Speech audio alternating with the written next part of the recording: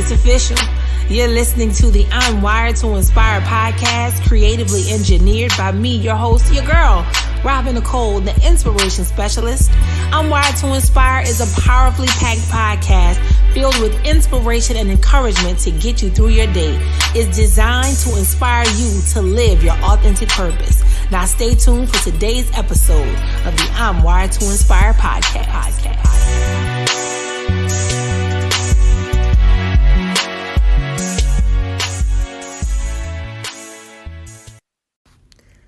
Hey everyone, and thank you so much for joining me today on my podcast. I'm your host, your girl, ROBINicole, the inspiration specialist, and I am wired to inspire you to live your authentic purpose. Guys, I hope you all are doing well. And today, I got not only a revelation and a word of knowledge, but also something prophetic to share. So I felt that beyond YouTube and my current mediums that I'm using, I thought it was very important to get on the podcast for this one, because I think there are going to be a lot of people that need to hear this, because this is a very pivotal time for many of us.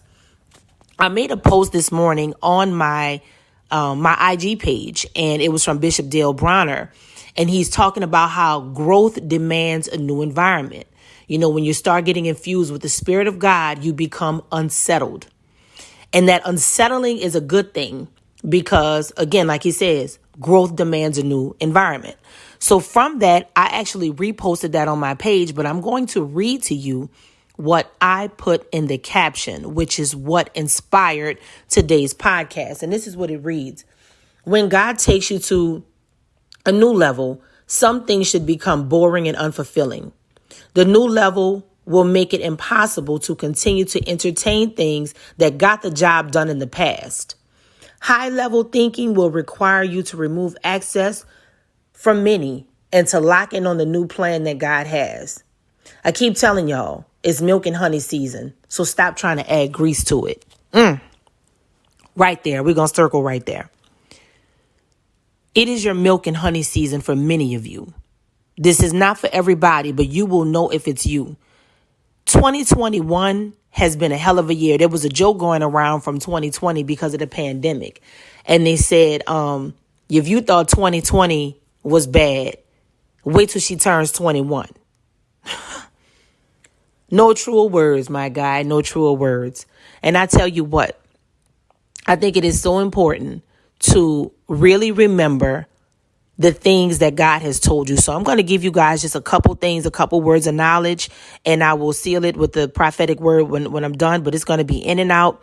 But I think it's so important for those of you who really need to hear this in terms of your career, in terms of some pivots that God wants you to make. I need you to just hear me well on these things. So the first thing I want you to do, I need you to go back to that childlike faith you had when you were little and all you did was believe. Many of you cannot even recognize the season that you're in because you have lost your childlike faith. You have lost that ability to capture and remember who God said that you were. You have not been able to expand and get out of that place and recognize what is actually happening now because it's not what you used to. And life has hit you so hard, you have not even allowed yourself to have the type of faith required to see it come to pass and to be illuminated in front of you. So that's important. A word of knowledge is that you have got to reread. You have got to remember and revisit everything that God told you directly. If he used another prophet to tell you, if you saw it in a dream, if it's something that you know. Okay, this is not for somebody. If you are like, ooh, let me guess, let me go find out. This is not your word. This is for somebody who's already toiling. This is for somebody who hit play on this bad boy and I'm hitting all the marks. This is who this is for. This is not for you to go and conjure something up and go cook something up and put it together.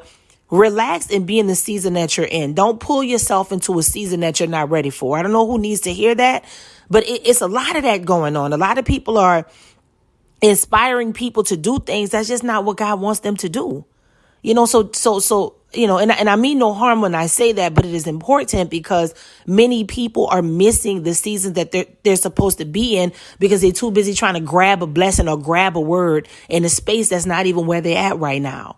So be where you are. But if you are in this space and you know that you have transitioned into a new place, you've either physically moved, spiritually moved, mentally moved, even physically moved. You have gotten yourself into a place where you're like, okay, wait, I know that, this is God telling me, I need to relax and I need to pay attention to where I'm at, right? So the next thing I want to tell you is this.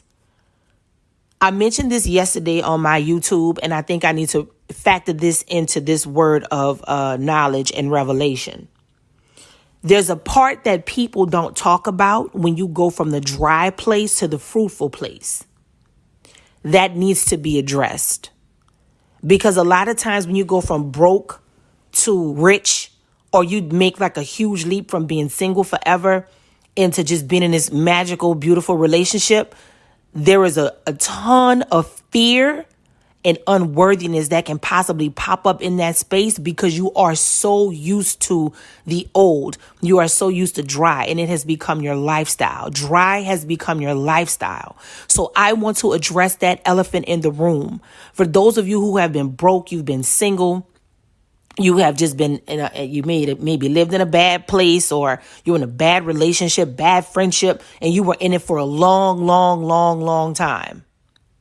And then you wake up one day and that's just not what's happening anymore. God is like, yeah, that's over. You're fruitful. It's on and popping. And some of y'all just sitting there looking at the fruit like, I'm not going to touch that, because in your mind is still in the dry place. Your body could physically be in a new place. Your spirit could be tugging you, saying, hey, go ahead and try this for you. It's all good.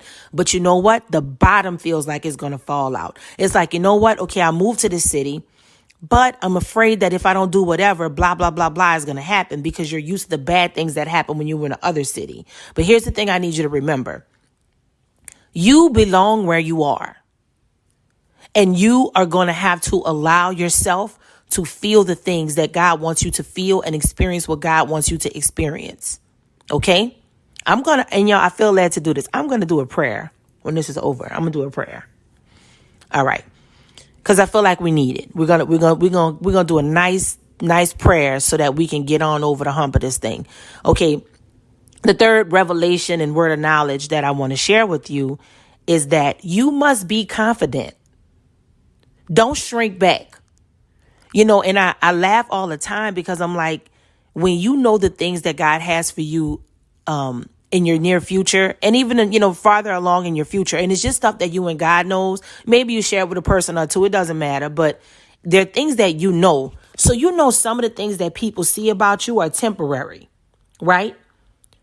I want you to be your full self now, because some of you have directives and you look a certain way, or you are a certain way right now.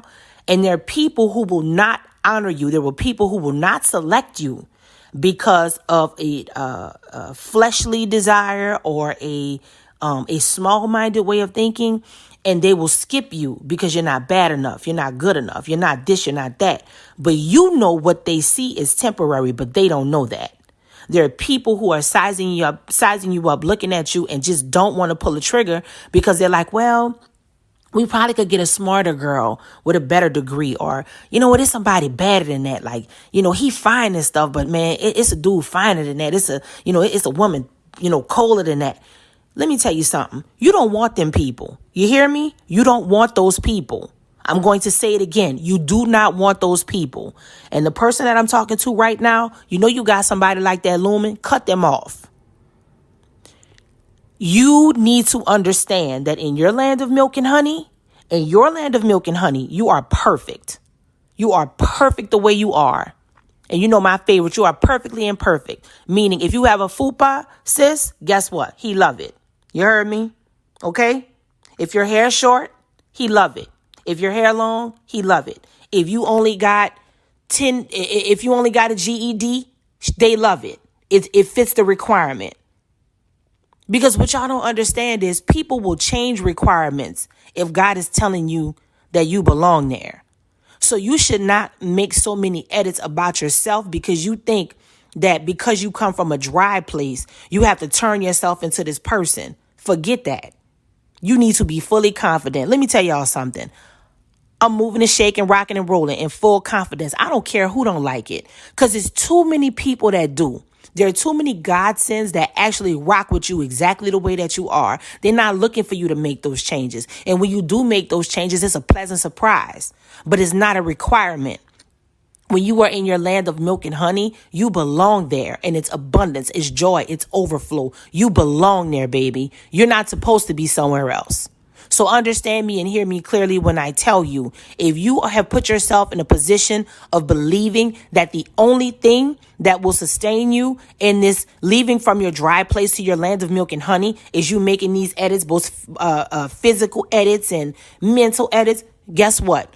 You need to maybe go back to the dry place until you're ready for the fruit, because that don't match. Keep your confidence, okay? Keep your confidence. Now, let me give you the prophetic word, which was the last sentence in the video that I posted. Some of you are in your land of milk and honey. Stop trying to bring grease to it. If God is presenting a blessing in front of you, stop trying to put stuff on it. Stop trying to make it be something that is not. You can't even get the fullness of the blessing because you're trying to put your take on it. It's milk and honey. It's not milk, honey, and grease. You don't want no greasy nothing slipping through your fingers, dirty and staining everything. You want milk and you want honey. That is what you want. That is what you deserve. That is where you are. So prophetically, do not add grease to your milk and honey because you will sully your blessing. Allow God to fill you up on the sweetness and the fullness of the milk and honey because it is yours. You deserve it and it belongs to you. It does not belong to someone else. It belongs to you. I don't care who's trying to snatch the milk. I don't care who looks like they're trying to snatch the honey. I don't care who been drinking the milk and honey before you came. If this is the season you're in, honey, it's yours, period. And all you got to do is be you. I'm going to circle back to that confidence thing. Along with you being confident, be your full self. Don't be fake. Don't put on. Don't try to do other things to try to keep people, impress people. Forget them people. Listen, what's yours is yours. And let me tell you something. When you are authentic, when you live your authentic purpose, you walk in your power and you don't let anybody manipulate that, game on, baby. Because it's one or two things going to happen. You might get your feelings hurt because people you thought was down for you and thought highly of you, they really don't. It's just what they hoped you could have been. So that's a part of it. But the other part of it is when it turns into something else, you're valued.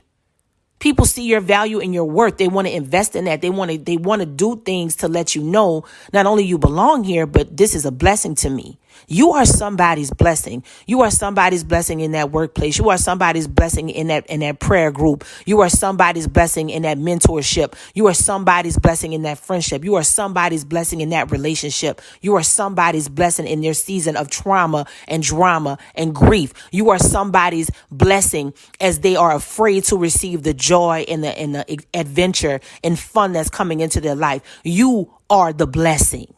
You are the blessing. You hear me? You are the blessing.